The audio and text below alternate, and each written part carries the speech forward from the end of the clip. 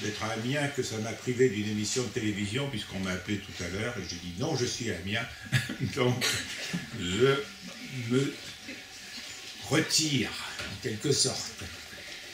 Eh bien, donc cet après-midi, je vais vous présenter donc plus une synthèse sur la question des migrations internationales. J'ai préparé trop de planches, donc je passerai un peu vite sur certaines planches, mais nous pourrons éventuellement au cours du débat revenir à telle ou telle planche qui serait susceptible de vous intéresser. En introduction, il faut tout simplement rappeler que la question des migrations est une question aussi vieille que l'histoire de l'humanité. Je rappelle quelques événements historiques qui continuent à façonner l'histoire aujourd'hui. L'histoire religieuse à travers Adam et Ève, qui ont été quand même les premiers migrants puisqu'ils ont été chassés du paradis à cause de la pomme que je vous montrerai tout à l'heure. L'Exode, bien sûr, relaté dans la Bible. Et puis l'Hégire, c'est-à-dire cette date précise de 622 après Jésus-Christ, où Mahomet, se trouvant à la Mecque, on l'informe qu'il y a des personnes qui ont envie de l'assassiner. Donc il part à Médine, et vous savez que le calendrier musulman commence à cette fameuse date de l'Hégire, le mot Hégire voulant dire émigration. Et bien entendu, les fameux pères pèlerins qui, en 1620, donc, gagnent l'Amérique du Nord, et dont le modèle de société qui a déjà été élaboré sur le Mayflower, donc le bateau qui traverse l'Atlantique, va ensuite inspirer la Constitution américaine et d'autres d'ailleurs constitutions dans le monde. Donc une très vieille histoire qui nous conduit aujourd'hui à environ 250 millions d'immigrants. Au sens de l'Organisation des Nations Unies, c'est un immigrant, c'est une personne qui habite un autre pays que celui dans lequel elle est née depuis au moins 1 an. Donc autrement dit, si vous voulez, un étudiant Erasmus qui ne va que 6 mois en Allemagne, il ne sera pas considéré au sens de cette définition comme un immigrant. Bon, bien sûr, ce ne sont que des ordres de grandeur, nous n'avons pas dans tous les pays du monde des statistiques parfaites sur la question migratoire, et même en France, nous n'avons pas de registre de population, c'est-à-dire dans la commune d'Amiens, il n'y a pas à la mairie un registre qui enregistre en permanence toutes les personnes qui viennent habiter ou qui quittent Amiens. Alors que vous savez tous que Gérard Depardieu est parti à Féchin, habiter à Féchin en Belgique, parce qu'en Belgique, il y a un registre de population, et donc quand M. Depardieu s'est installé à Féchin, il a fallu qu'il aille à la mairie s'inscrire sur le registre de population. C'est comme ça qu'on est absolument certain qu'il a déménagé en Belgique. Alors cette question migratoire conduit à distinguer deux phénomènes, deux ensembles de phénomènes fort différents. Il y a d'abord ce que j'appelle les facteurs migratoires classiques, c'est-à-dire que tout au long de l'histoire de l'humanité, les migrations ont eu des raisons qui peuvent être mises en évidence. Ces raisons qui ont existé dans les siècles précédents existent toujours au XXIe siècle. Mais la particularité du XXIe siècle, et je date plutôt ce phénomène d'ailleurs du milieu des années 1990, c'est la mise en œuvre de ce que j'appelle les nouvelles logiques migratoires. Autrement dit, pour comprendre les migrations du XXIe siècle, il faut additionner le jeu des facteurs migratoires classiques et le jeu des nouvelles logiques migratoires, et donc nous verrons successivement ces deux points. Alors concernant les facteurs migratoires classiques, a priori cela paraît assez simple. Nous avons des personnes qui migrent pour des raisons politico-religieuses, des personnes qui migrent pour des raisons économiques, et d'autres qui migrent pour des raisons démographiques. Et on peut effectivement isoler des flux migratoires de telle ou telle période qui mettent en évidence la diversité de ces causes. Donc la migration politico-religieuse, c'est que lorsque des personnes vivent dans un pays et que sur ce territoire, il y a des conditions qui ne leur permettent pas de continuer à vivre en paix, ou bien un régime qui les prive tellement de liberté que la vie est insupportable, et donc elles vont chercher ailleurs la possibilité de trouver un domicile. Ces migrations donc politiques sont un peu combinent, je dirais, deux éléments. D'abord, ce qu'on appelle les facteurs de répulsion. C'est le cas que je viens d'évoquer. Vous êtes repoussé du pays dans lequel vous habitez, compte tenu des conditions politiques qui y existent. Et deuxième élément, les facteurs d'attirance, c'est-à-dire qu'il y a au-delà de la frontière du pays dans lequel vous habitez, un pays qui est attirant, dont on pense qu'il va permettre des conditions de vie, des conditions de revenus meilleures que celles existantes dans le pays de départ. Donc, parmi ces facteurs de répulsion, vous avez bien entendu 4 facteurs qui sont liés à des phénomènes géopolitiques externes ou internes. D'abord les guerres. Bon, dernier exemple en Europe, les guerres de l'ex-Yougoslavie qui ont déclenché un exode extrêmement important dans les années 1990. Les génocides, donc les 4 grands génocides du XXe siècle, génocide arménien, génocide juif, génocide cambodgien et génocide rwandais, ont entraîné des migrations dans la mesure où des populations ont essayé d'échapper à ces génocides. Et heureusement, il y a eu ainsi des rescapés du génocide.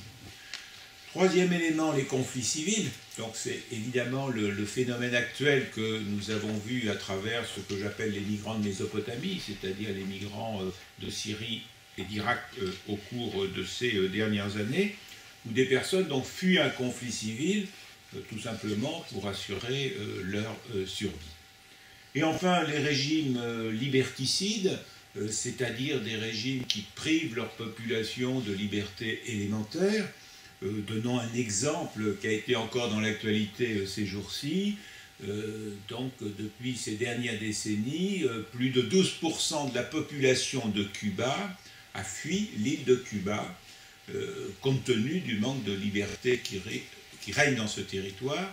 Et il faut même noter d'ailleurs que les Cubains ne semblent pas très optimistes sur la libération de leur régime, dans la mesure où, depuis qu'a été signé l'accord avec les États-Unis, il y a encore plus de départs de Cubains que dans les mois avant. Pourquoi? Parce que tout simplement, on vote avec ses pieds souvent. C'est une façon de montrer un désaccord avec le régime dans son pays. Exemple plus ancien, la révocation de l'édit de Nantes, 1685. Voilà une plage qui vous illustre le génocide arménien, je passe. Le mur de Berlin, bien sûr, régime liberticide, avec tous ces Allemands de l'Est donc, qui essayaient de fuir en Allemagne de l'Ouest, ce qui a été beaucoup plus difficile après la construction du mur de Berlin. Et donc, même si certains ont tenté par la suite, les militaires d'Allemagne de l'Est tiraient sur ces migrants et en tuaient d'ailleurs un certain nombre. L'autre aspect de la migration politique, c'est l'attirance politique, c'est-à-dire le fait que nous avons un certain nombre de pays qui peuvent se révéler attirants parce qu'ils participent à des conventions internationales dans lesquelles est bien précisé qu'ils sont d'accord pour voir venir jusqu'à elles des personnes qui vivent dans telle et telle condition. Donc les deux conventions fondamentales sont donc la Convention de Genève sur la demande d'asile et la Convention européenne des droits de l'homme sur le regroupement familial. Et il est absolument évident que les personnes qui ont par exemple à fuir des conflits civils vont plutôt se diriger vers des pays qui appliquent totalement les conventions dont je viens de parler, et non vers des pays qui ne les appliquent pas. Donc vous avez vu par exemple que les migrants syriens ne se précipitent pas en Arabie Saoudite. Vous avez vu aussi qu'il y a peu de migrants qui ont envie d'aller en Corée du Nord. Donc on voit bien ce facteur d'assurance qui est un élément important. et qui se couple avec une attirance politique, c'est-à-dire est-ce que je vais avoir des libertés en termes associatifs, en termes politiques, si je me dirige vers tel ou tel pays. Donc cette attirance politique explique par exemple l'importance de l'attraction des États-Unis pour les hispaniques, mais aussi pour les Chinois, dans la mesure où les États-Unis appliquent un complet droit du sol. C'est-à-dire tout bébé né sur le sol américain a à sa naissance la nationalité américaine. Donc même si sa mère est en situation illégale, vous voyez que ça rend beaucoup plus difficile son éventuelle expulsion puisque son enfant est de nationalité américaine. Deuxième élément, donc les facteurs économiques. C'est ceux dont on parle souvent le plus, et d'ailleurs à tort dans les chiffres, les facteurs politiques sont beaucoup plus importants. Mais l'on évoque souvent donc ces populations qui escomptent améliorer leurs revenus en allant vivre dans un autre pays. Donc l'émigration de pauvreté que l'on voit effectivement à travers, par exemple, des Mexicains qui vont aux États-Unis, des Philippins qui vont aux États-Unis, etc. Mais dans les facteurs de repoussement économique, il convient d'insister aussi sur tout ce qui relève de l'émigration technique, c'est-à-dire le fait que le changement des structures de production peut supprimer des emplois sur tel et tel territoire, ce qui va conduire des populations à aller chercher un emploi et des revenus dans un autre pays. C'est largement ce qui s'est passé, par exemple, au XIXe siècle, où la France a été très accueillante. Alors voilà voici un exemple de migration économique. Donc nous sommes en 1899, à une époque où la Suisse, comme pendant les siècles précédents, est un pays très pauvre. Et donc beaucoup de Suisses ont migré à l'étranger, et notamment là il s'agit donc de Suisses qui ont migré en Argentine, et puis quand ils ont réussi à améliorer leur situation économique, vous voyez, dans cette ville qui est à peu près à 120 km de Buenos Aires, ils ont décidé de construire un lieu de rencontre. En matière économique aussi, nous avons donc des facteurs d'attirance économique. Dès que dans un pays quelconque, il y a des grands travaux d'infrastructure, cela attire des populations qui trouvent soit la possibilité d'avoir un emploi, soit la possibilité d'avoir des revenus. Alors, pour prendre des exemples français, la construction de Disneyland Paris a représenté la venue de très nombreux immigrants. J'ai vu qu'Amiens souhaite que Paris ait les Jeux Olympiques en 2024, je crois.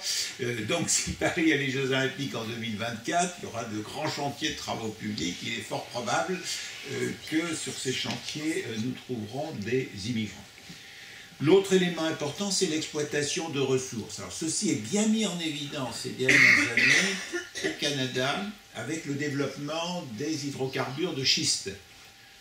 Quelle a été la croissance migratoire la plus importante du Canada ces dernières années? C'est la province de l'Alberta, c'est-à-dire là où maintenant on fait le gaz de schiste et le pétrole de schiste, puisque cette province peu peuplée n'avait pas tout simplement assez de main-d'œuvre par rapport à ces nouvelles ressources qui étaient découvertes. Et puis il y a un autre élément qu'il faut considérer, c'est le fait que dans beaucoup de pays, je dirais la quasi-totalité des pays, on est obligé de constater la faible appétence des nationaux pour certains métiers.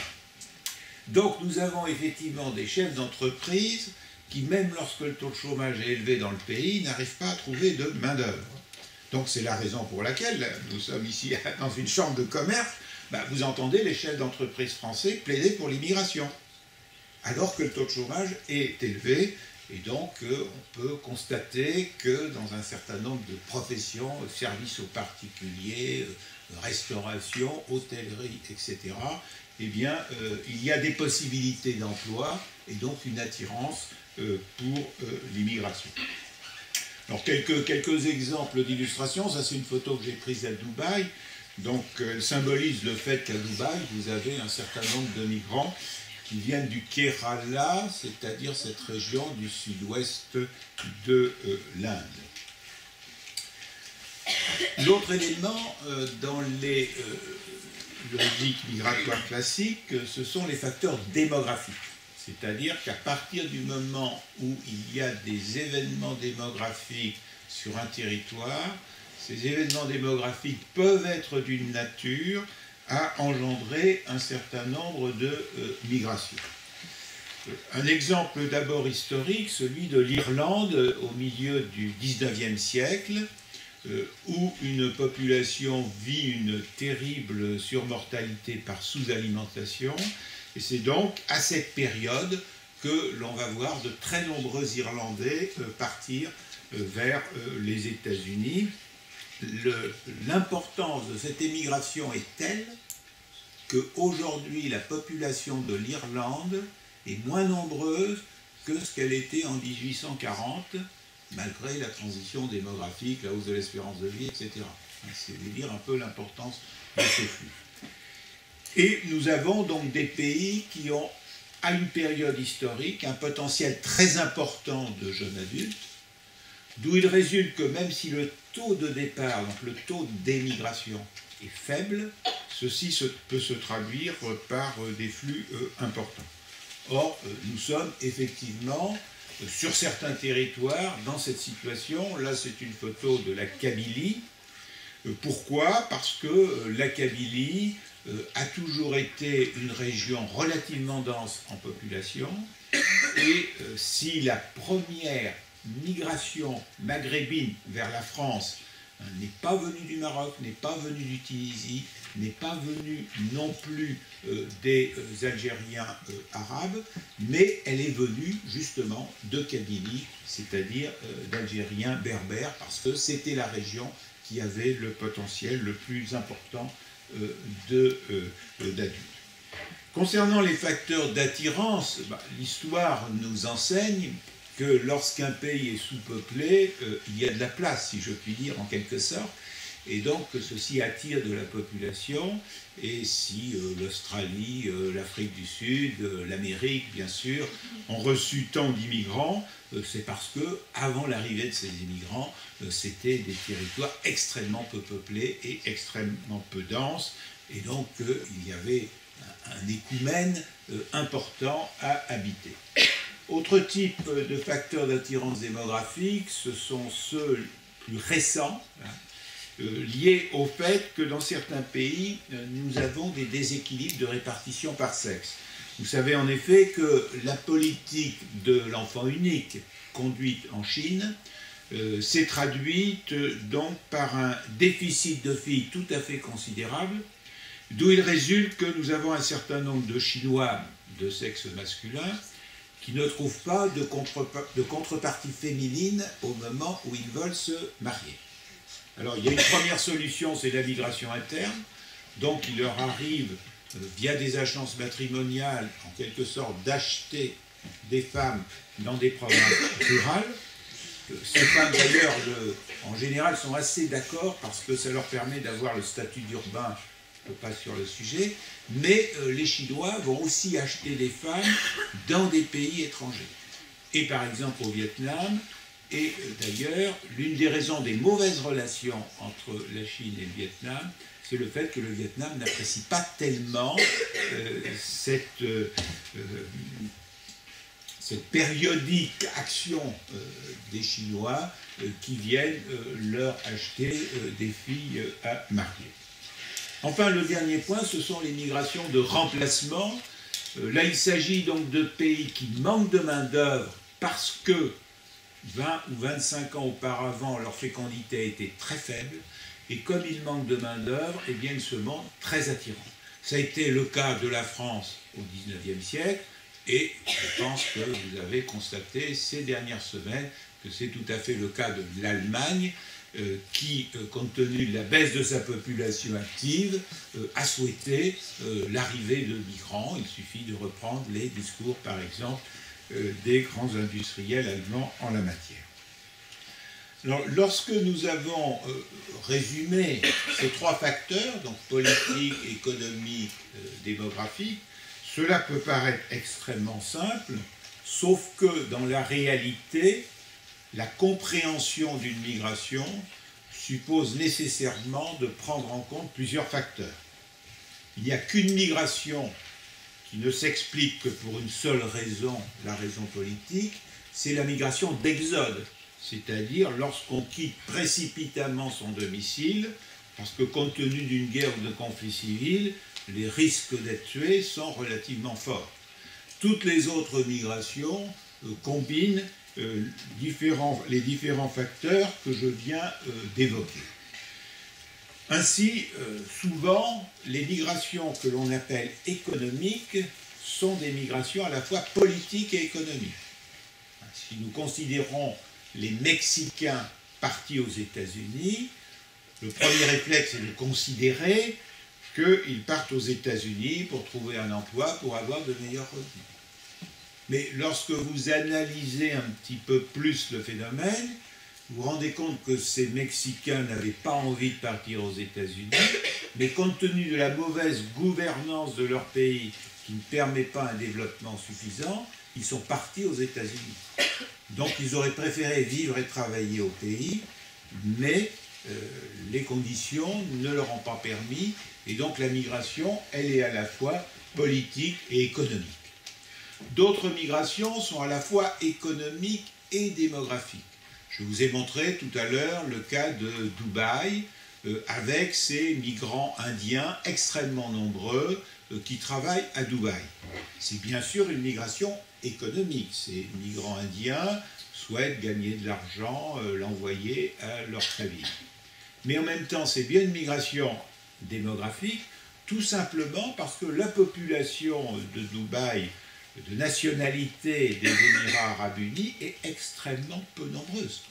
Et donc, par rapport au projet de développement de Dubaï, il est impossible de trouver sur place la main-d'œuvre suffisante. Donc, autrement dit, pas de Coupe du Monde au Qatar sans 2 millions d'immigrants qui travaillent pour construire l'ensemble des équipements de la Coupe du Monde de football, puisqu'en fait, il n'y a que 250 000 personnes de nationalité qatari, et parmi ces 250 000, la population active ne représente à peu près que 80 000 personnes, donc de toute façon, ça serait un nombre insuffisant pour tous les besoins de réalisation des infrastructures.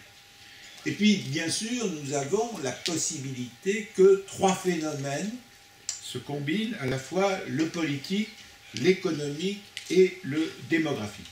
Je vous donnerai un exemple.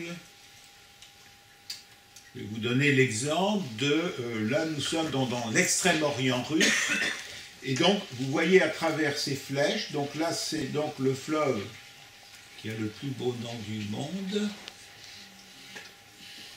le fleuve Abour. C'est bien la géographie, hein. Et vous voyez à travers ces flèches, j'ai voulu donc symboliser, donc représenter l'émigration de Chinois vers la Russie et vers l'extrême-orient russe. Alors c'est une migration dont il n'est pas contestable qu'elle est économique, c'est-à-dire que nous avons effectivement des Chinois qui trouvent des emplois de l'autre côté de la frontière, dans le bâtiment, dans les industries du bois, dans des activités commerciales, etc., et qui, en conséquence, améliorent leurs revenus. La migration est bien économique. C'est une migration démographique également, parce que du côté chinois, nous avons des populations nombreuses. Du côté russe, non seulement nous avons des populations très peu nombreuses, mais en plus, le nombre des Russes diminue. Il diminue pour 2 raisons. D'une part, leur fécondité est très faible, et d'autre part, un certain nombre de Russes qui avaient été envoyés par les régimes précédents dans l'extrême-orient russe repartent vers l'Est. Alors que le potentiel de l'extrême-orient russe est important, et donc il en résulte la nature démographique de cette migration. Pour comprendre pourquoi elle est également politique, je ne sais pas si vous avez vu le film Le Dernier Empereur, mais il suffit de s'y référer. Donc Le Dernier Empereur raconte la vie du dernier empereur chinois, et cet empereur chinois, il est d'ethnie Mandchou. il est d'ethnie mandchoue. Or, la majorité de la population de la Chine est Han, et les Han qui sont aujourd'hui au pouvoir ont tendance à considérer que les Mandchous ne sont pas des gens d'égale qualité à ceux des Han. Or, justement, ici, nous sommes dans la Mandchourie, donc dans une région habitée par de nombreux Mandchous, d'où il en est résulté que, effectivement, toutes ces dernières années, Pékin n'a pas particulièrement favorisé le développement économique de cette région. Et donc, vous voyez que c'est aussi le contexte politique qui explique cette migration. On pourrait aussi ajouter le fait que la frontière ait été ouverte après la fin de l'URSS. Donc, ces logiques migratoires classiques qui se sont toujours exercées au fil de l'histoire de l'humanité continuent de permettre d'expliquer des phénomènes migratoires du XXIe siècle. Toutefois, il convient d'ajouter à ces facteurs migratoires classiques ce que j'appelle les nouvelles logiques migratoires. Pour comprendre les nouvelles logiques migratoires, il faut d'abord proposer une définition claire de ce qu'on appelle en général en France la mondialisation. Mot très souvent utilisé, mais rarement défini d'une façon compréhensible. En fait, dans ce qu'on appelle globalement le processus de mondialisation, nous avons trois éléments totalement différents. Le premier élément est lié à des décisions politiques qui ont pour effet d'effacer partiellement, totalement les frontières.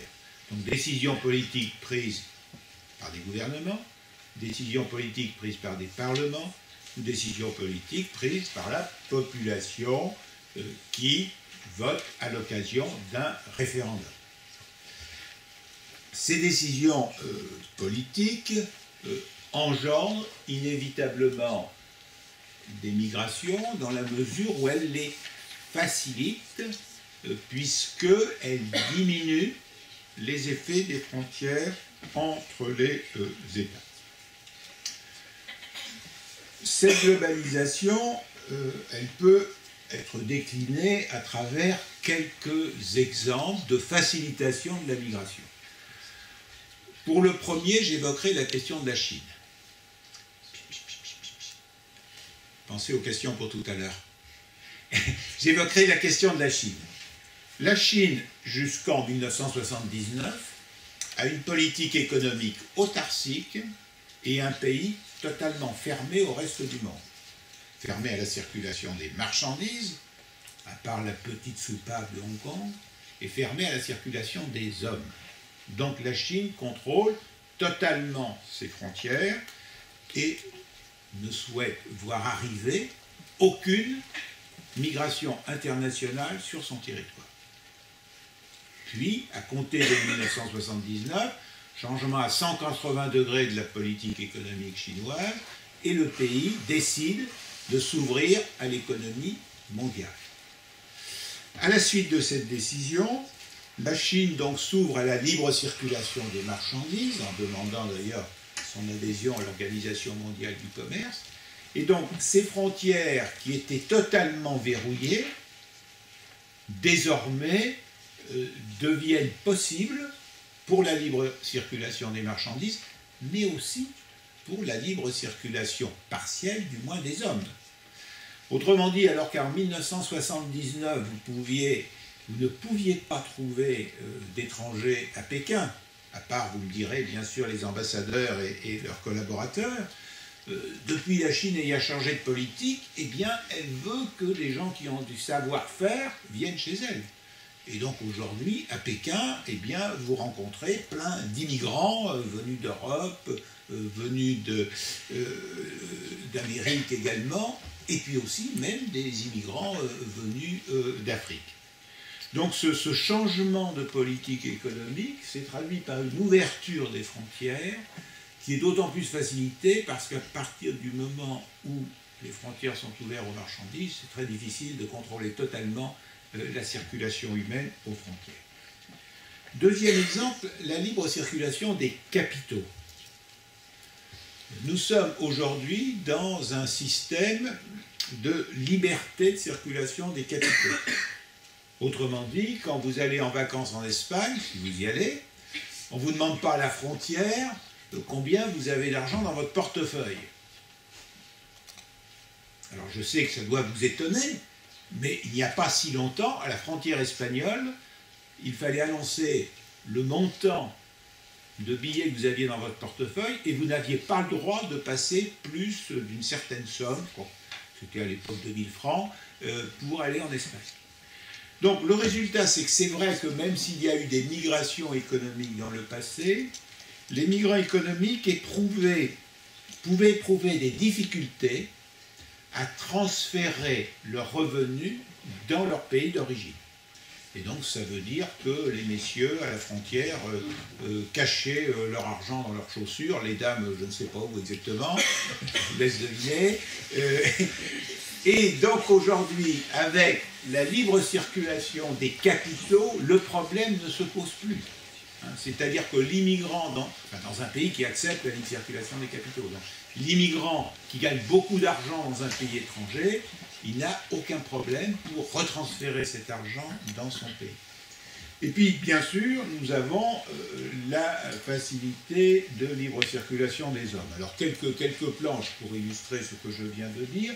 Bon, premier élément, l'Organisation mondiale du commerce. Donc, à travers cette carte, on voit bien que la décision politique de participer à l'Organisation mondiale du commerce est un phénomène quasi universel, j'exagère un petit peu bien entendu, puisqu'il s'agit, vous voyez, de tous les pays verts, et par rapport à cette carte, il faut ajouter la Russie depuis, et c'est donc dans cette situation que ces pays ont tous pris des réglementations pour faciliter la libre circulation des marchandises, avec des effets éventuellement sur la migration des hommes. Deuxième exemple évident, eh bien, chaque élargissement de l'Union européenne agrandit l'échelle de facilité migratoire. Alors même si parfois ce n'est pas mis en œuvre tout de suite, il n'empêche que la libre circulation des travailleurs existe désormais au sein de 28 pays, alors qu'elle n'existait qu'au sein de 6 pays, bien sûr, au départ.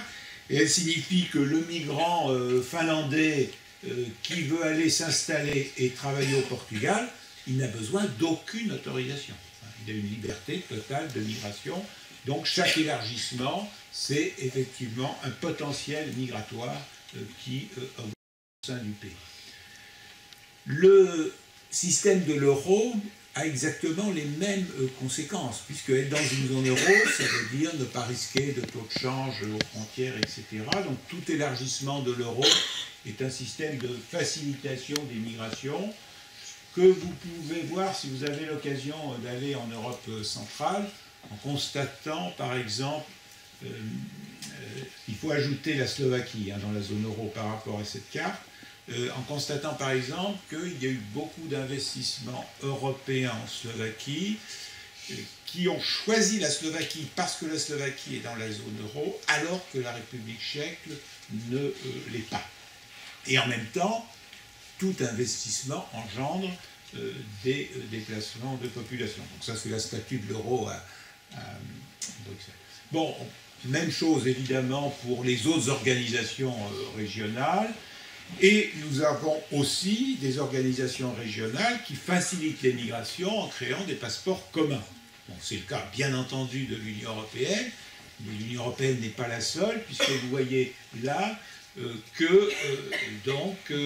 dans la communauté économique des États de l'Afrique de l'Ouest, qui regroupe 15 États de l'Afrique de l'Ouest, il a aussi été créé un passeport commun, ce qui facilite les migrations entre les 15 pays de cette communauté. Pour bien comprendre comment ces migrations sont facilitées, il suffit de prendre un contre-exemple, qui est l'Union du Maghreb arabe, qui lui n'a pas de passeport commun, et en outre qu'il y a toujours d'ailleurs une frontière fermée entre l'Algérie et le Maroc. Donc vous voyez les difficultés de migration aujourd'hui entre l'Algérie et le Maroc. Finalement, il n'y en a pas, alors qu'il y en a beaucoup, mettons, entre le Burkina Faso et la Côte d'Ivoire, entre le Sénégal et les pays voisins, etc. Donc, premier élément de cette dimension, c'était la dimension politique. Pour elle, j'utilise le mot globalisation, avec des migrations donc politiquement facilitées par des décisions prises par les autorités politiques. Deuxième niveau, c'est l'internationalisation. Par internationalisation, j'entre dans les pures logiques géographiques. Donc, il s'agit des progrès techniques qui permettent de réduire l'espace-temps de circulation des hommes et en même temps le coût de la migration. Et donc l'ensemble de ces progrès techniques a considérablement facilité les migrations, puisqu'elles coûtent moins cher, et a permis aussi aux migrations qu'elles soient réticulaires. J'expliquerai ce que je veux dire par cet adjectif. Alors, prenons d'abord tout de suite un exemple permettant d'illustrer mon propos sur ce que j'appelle l'internationalisation. Supposez que nous soyons en 1933 et que vous ayez envie de migrer au Vietnam, ce qui n'était pas interdit en soi. Le problème en 1933, et à supposer que vous ayez envie de migrer via les transports aériens, c'est que pour aller de Paris à Saigon, enfin l'actuel Ho Chi Minh Ville, il fallait 8 jours d'avion et 16 escales. Bon. Donc vous voyez que bien entendu, c'est un voyage qui coûtait très cher. Et donc c'est une migration qui allait vous coûter cher et qui suppose que vous ayez les moyens de la faire, plus la fatigue du voyage. Si aujourd'hui vous voulez migrer donc, de Paris à Saigon, Ho Chi Minh Ville, c'est 13 heures d'avion. Donc c'est une nuit dans l'avion. Donc vous partez le soir à Paris, le lendemain, enfin il y a des petits problèmes de décalage horaire bien entendu, mais vous êtes opérationnel là-bas. Et ça veut dire aussi que vous pouvez revenir facilement, revoir votre famille, revoir vos amis, etc. Et donc l'abaissement du temps de transport et du coût de la migration est un élément évidemment d'encouragement à la migration qui n'existait pas dans le passé. Au-delà de cette réduction de l'espace-temps, il y a la question de la transmission de l'information. Avec toutes les technologies de l'information et de la communication, chacun peut être très rapidement informé des opportunités migratoires et donc modifier son cheminement migratoire en fonction de ces opportunités. Je m'explique, crise économique en Espagne, un Espagnol se dit « je vais rejoindre un de mes compatriotes qui se trouve en Bavière », sauf que cet Espagnol, il a bien sûr son téléphone portable, et puis il se trouve qu'au moment de son voyage donc, de l'Espagne en Bavière, on lui dit « ah, mais il y a une opportunité avec un emploi très intéressant qui vous est proposé à Milan ». Alors qu'il avait prévu d'aller en Bavière, eh bien il va à Milan. C'est ce que j'appelle le trajet non plus radial, c'est-à-dire direct, c'est-à-dire qu'autrefois, comme nos Suisses dont je parlais tout à l'heure, ils partaient de Suisse et ils savaient où ils allaient. Précisément, ils avaient choisi d'aller à Buenos Aires pour aller dans la ville dont j'ai montré une planche tout à l'heure, et ils allaient donc de ce point A à ce point B sans envisager de modifier leur parcours. En revanche, aujourd'hui, compte tenu à la fois de la réduction de l'espace-temps et de la transmission de l'information, il est possible de modifier très rapidement son parcours, et donc on n'est plus contraint à des logiques radiales. D'autant plus donc, que le coût de la migration a baissé. Pour symboliser cette réduction de l'espace-temps. Bon, ça, c'est une photo que j'ai prise à l'aéroport de Kiev, dans la capitale de l'Ukraine. Ce que je voulais montrer, c'est les opportunités de transport aérien à Kiev aujourd'hui, alors que du temps de l'URSS, vous aviez le choix entre l'aéroflotte et l'aéroflotte. Donc il n'y avait qu'une compagnie de transport par définition, avec un nombre de destinations beaucoup plus réduit. Bien sûr, la construction d'une infrastructure comme le tunnel sous la Manche. Je connais maintenant des familles dont la femme habite à Paris et le mari à Londres et qui se voient tous les week-ends. Ce qui n'aurait pas été, ou du moins plus difficile, avant la construction du tunnel sous la Manche. Donc ceci fait partie, bien sûr, de l'internationalisation. Et surtout, donc, depuis le début du XXIe siècle, nous avons le développement des compagnies à tarifs réduits, qui non seulement rendent le coût de la migration faible, mais qui diminuent considérablement l'espace-temps avec le territoire d'origine. Là, il s'agit d'une photo que j'ai prise à l'aéroport de Murcia en Espagne. Je voulais symboliser par cette photo les Anglais qui sont venus s'installer en Espagne. Ces Anglais qui sont venus s'installer en Espagne sont certes à un peu plus de 2000 km de leur pays d'origine, mais ils sont simplement à 40-45 € de leur pays d'origine, donc ils peuvent très facilement retourner voir de la famille ou des amis, ou au contraire demander à de la famille ou à leurs amis de venir, ce qui évidemment n'existait pas dans les migrations du passé, où par exemple l'Allemand qui au XIXe siècle partait habiter en Amérique n'envisageait absolument pas de pouvoir revenir un jour en Allemagne. Bon, un autre exemple sans publicité de ma part, la possibilité d'envoyer ses colis, la possibilité d'envoyer de l'argent, etc. Je vais passer sur tout ce que vous savez.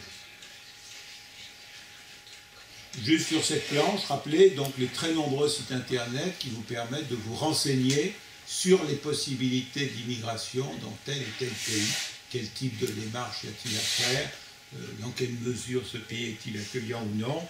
Donc effectivement, dans nos dernières migrations, s'il y a ce choix en faveur de l'Allemagne, c'est que les migrants sont parfaitement informés du fait qu'un demandeur d'asile en Allemagne, au bout de 3 mois, il a droit au travail, ce qui n'est absolument pas le cas en France. La troisième dimension nouvelle, c'est le fait que, sous l'effet de la globalisation et de l'internationalisation, les entreprises sont obligées de penser mondial. Pourquoi? Parce qu'elles ont des fournisseurs qui peuvent être dans le monde entier, et surtout, elles peuvent avoir des concurrents ou des clients dans le monde entier.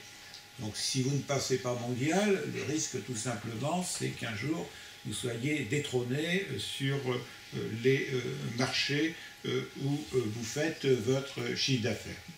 Donc ceci conduit les entreprises, je dis bien de toute taille, on y reviendra peut-être au cours du débat, conduit les entreprises donc à développer ce que j'appelle des migrations entrepreneuriales, c'est-à-dire à affecter des collaborateurs partout dans le monde où il s'agit de créer une filiale, de développer un établissement, de favoriser la possibilité d'une meilleure commercialisation. Et donc il en résulte que si vous allez en vacances à Tchernobyl, je ne sais pas s'il y en a qui l'envisagent, vous verrez qu'à Tchernobyl, nous avons des Français qui travaillent pour faire un caveau pour la fameuse usine, parce qu'ils ont une qualification qui n'existe pas là-bas, et ce sont de véritables migrants puisqu'ils restent plusieurs années là-bas. Et donc, en fait, nous avons deux types de migration liées à cette dimension entrepreneuriale. Bon, le premier type, effectivement, c'est l'entreprise, mettons française, qui veut se déployer au Brésil, qui ait créé un établissement et qui envoie des collaborateurs. Le second type, c'est l'entreprise française qui demande à des Brésiliens de venir 3-4 ans en France pour se former au savoir-faire, aux méthodes et à la culture de l'entreprise, pour les renvoyer ensuite au Brésil. Donc ceci donne lieu à des très nombreux exemples. Bon, là c'est Ikea à Abu Dhabi, pour prendre cet exemple. Là c'est ce que j'avais vu à Pékin, donc la Chambre de commerce et d'industrie française en Chine. Finalement, ce soir-là, j'étais entouré que de Français. J'avais de très nombreux cadres d'entreprises françaises présentes à Pékin. Alors, qui étaient pour certains effectivement présents temporairement pour 5-6 ans en Chine, mais parmi eux, il y en avait aussi qui étaient tombés amoureux d'un Chinois ou d'une Chinoise et qui n'avaient pas l'intention de revenir en France. Donc ça pouvait être aussi une migration définitive. Allianz, la grande compagnie d'assurance allemande, j'avais trouvé cette publicité intéressante parce que vous voyez, à travers les noms des villes dans le monde, elle voulait montrer justement sa dimension internationale. Et puis, bon, McDonald's, là aussi, avec les deux types de migration que j'évoquais. Alors, je ne vais pas vous couper l'appétit, donc je vais passer très rapidement sur McDonald's.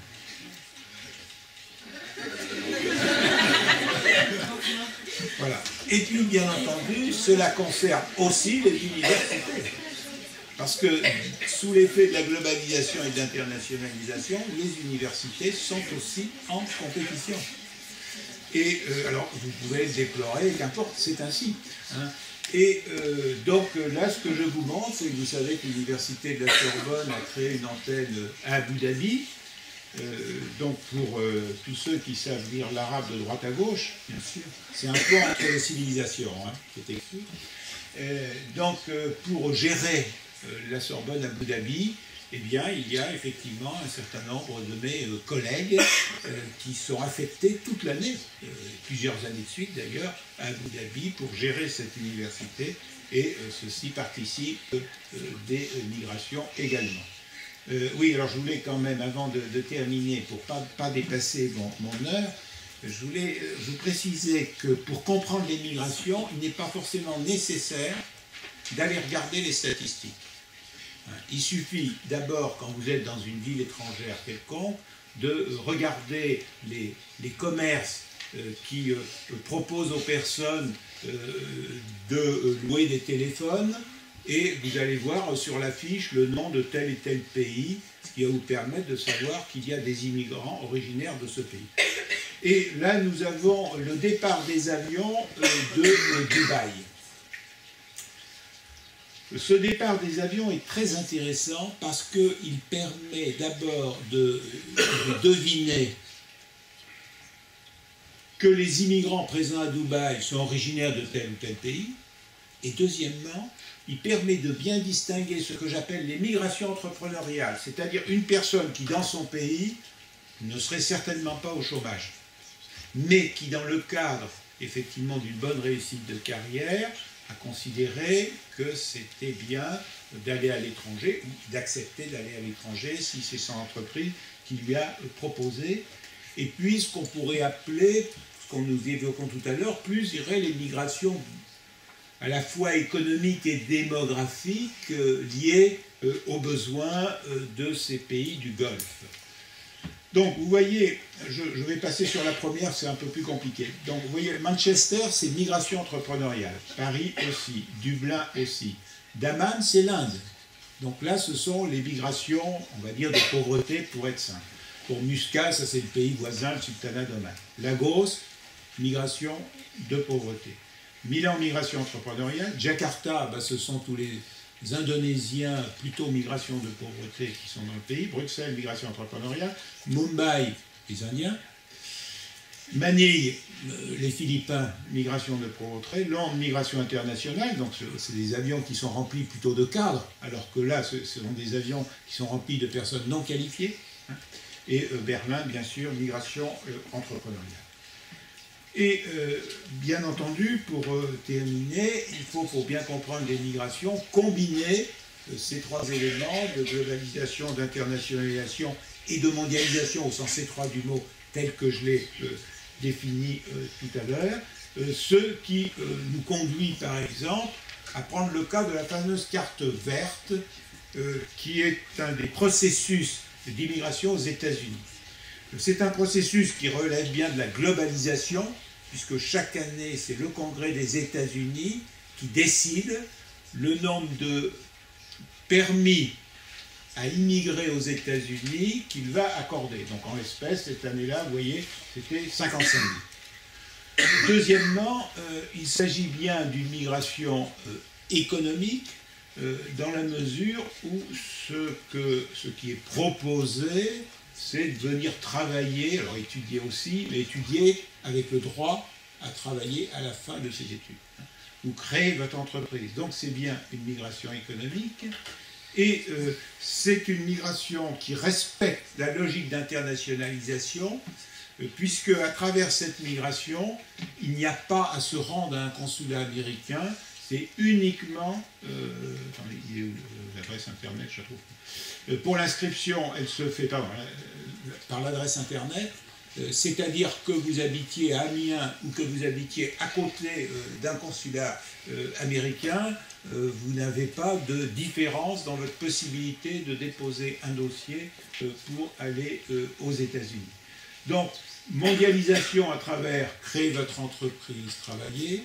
Internationalisation à travers le web qui vous permet de vous inscrire, et globalisation à travers donc la décision prise par le Congrès chaque année pour organiser ce système de cartes.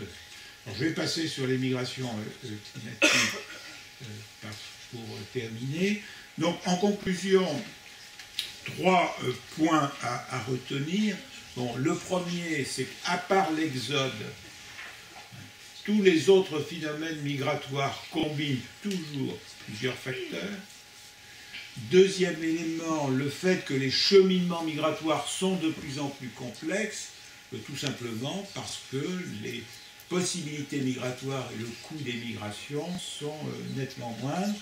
Et enfin, le phénomène majeur, mais qui relève la plus de la géographie culturelle, c'est que nous avons le développement de possibilités de double territorialité, dans la mesure où le migrant du 19e siècle coupait tout lien avec son pays d'origine.